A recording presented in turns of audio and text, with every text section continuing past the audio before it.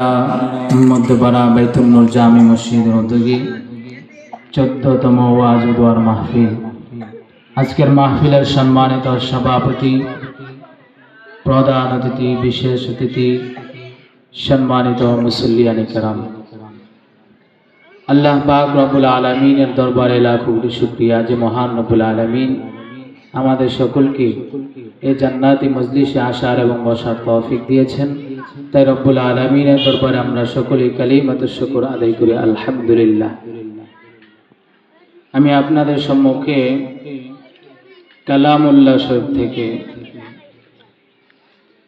114 খানা সূরার মধ্য থেকে 2 নম্বর সূরা সূরাতুল বাকারা, যেটি মদিনায় অবতীর্ণ হয়েছে হযরত জিবরাইল আলাইহিস সালাতু ওয়াস সালামের মাধ্যমে রাসূল আকরাম সাল্লাল্লাহু আলাইহি সাল্লামের উপরে। এই সূরাতুল বাকারার 3 নম্বর আয়াতে কারিমে আমি আপনাদের সম্মুখে পাঠ করেছি।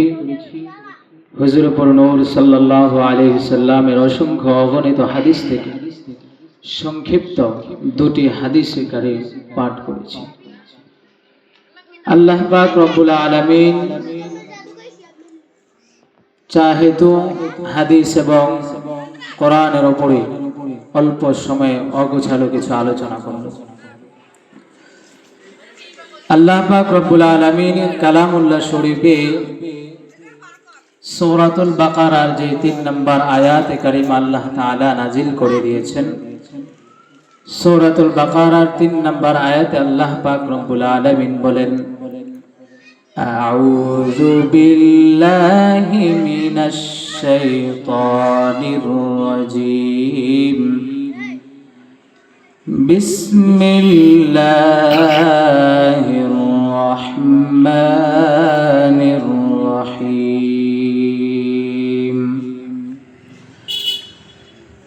الذين يؤمنون بالغيب ويقيمون الصلاة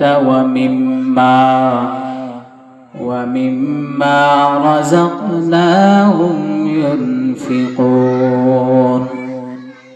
আল্লাহ পাক রব্বুল আলামিন কালামুল্লাহ শরীফে আয়াতে কারিমা নাজিল করে একটি কথা আমাদেরকে জানিয়ে দিতে যাচ্ছেন যে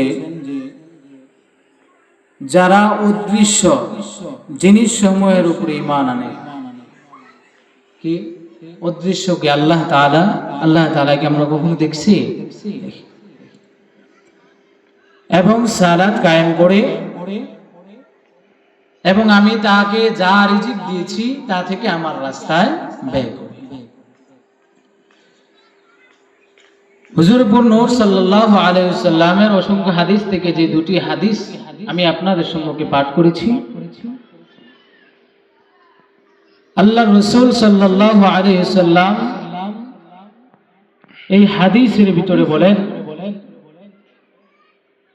আউয়ালু মা ইউহাসাবু বিহিল আবদু ইয়াউমাল কিয়ামাতিস সালাহ, কিয়ামতের দিন বান্দার সর্বপ্রথম নামাজেরই হিসাব নেওয়া হবে। কিসের হিসাব নেবে? নামাজের হিসাব। আমি অল্প সময়ের ভিতরে ভূমিকার বাংলা অনুবাদগুলো করে নিচ্ছি, তার পরিময় আলোচনা। 2 নম্বরে আমি যে হাদিসটি পাঠ করেছি সে হাদিসটি হলো, আখলিস দীনাকা ইয়াকফিকাল আমালুল কলিল, অল্প আমল নাজাতের জন্য কি হবে? যথেষ্ট। আল্লাহ পাক রব্বুল আলামিন কালামুল্লাহ শরীফে যে আয়াতে কারিমার ভিতরে আমাদেরকে জানিয়ে দিয়েছেন যে যারা অদৃশ্য জিনিসের উপরে ঈমান রাখে এবং নামাজ কায়েম করে, কি করে? নামাজ কায়েম করে। ও দুনিয়ার ইমানদার আল্লাহর গোলাম, আমি আপনাদের সম্মুখে কালামুল্লাহ শরীফ থেকে সূরাতুল বাকারার 3 নম্বর আয়াতে কারিমা আমি আপনাদের সম্মুখে পাঠ করেছি।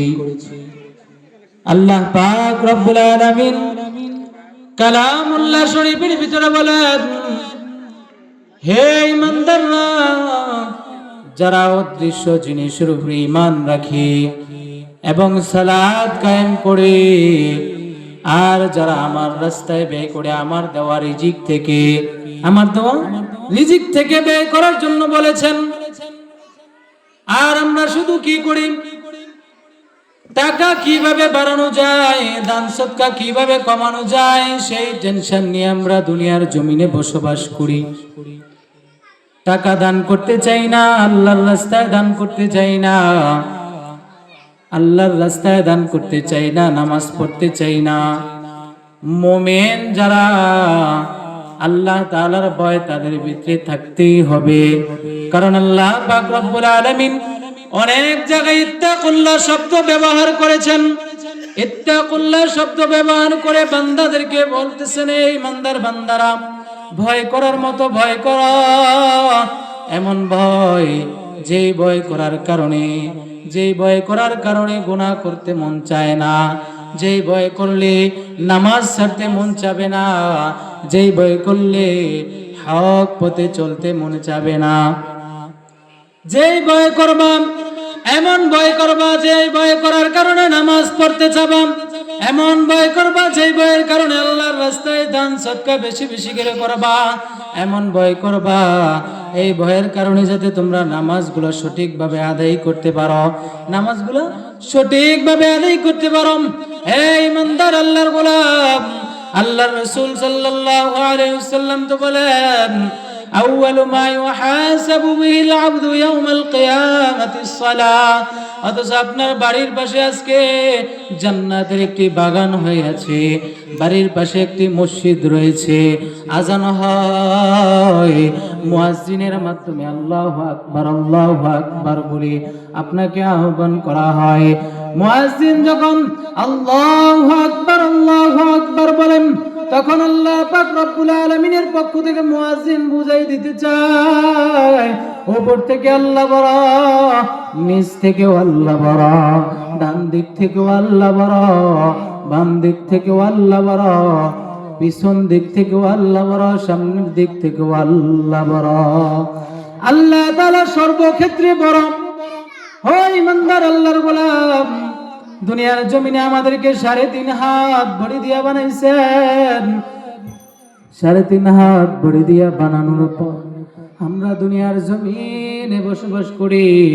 আমাদের হাত থেকে পা, পা থেকে চক্ষু থেকে কান, সব কিছু, সব অঙ্গ প্রত্যঙ্গ দ্বারা আমাদের গুনাহ হয়, অঙ্গ প্রত্যঙ্গ দ্বারা আমাদের গুনাহ হয়।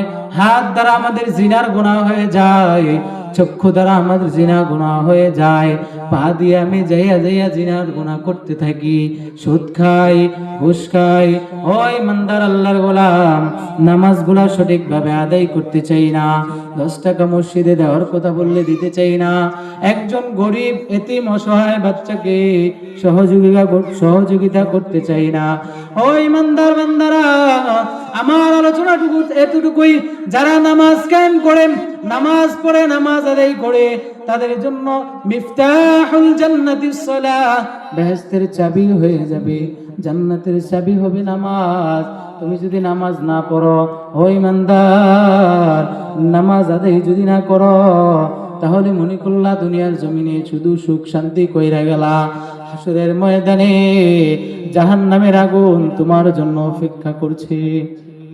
হাসরের ময়দানে তোমার জন্য অপেক্ষা করছে জাহান্নামের আগুন। মাখন সুস্তি নামাজে ফানজেগানা ফাওয়াইলুল লিল মুসাল্লিন আল্লাযিনা, মাখন সুস্তি নামাজে ফানজেগানা ফাওয়াইলুল লিল মুসাল্লিন আল্লাযিনা।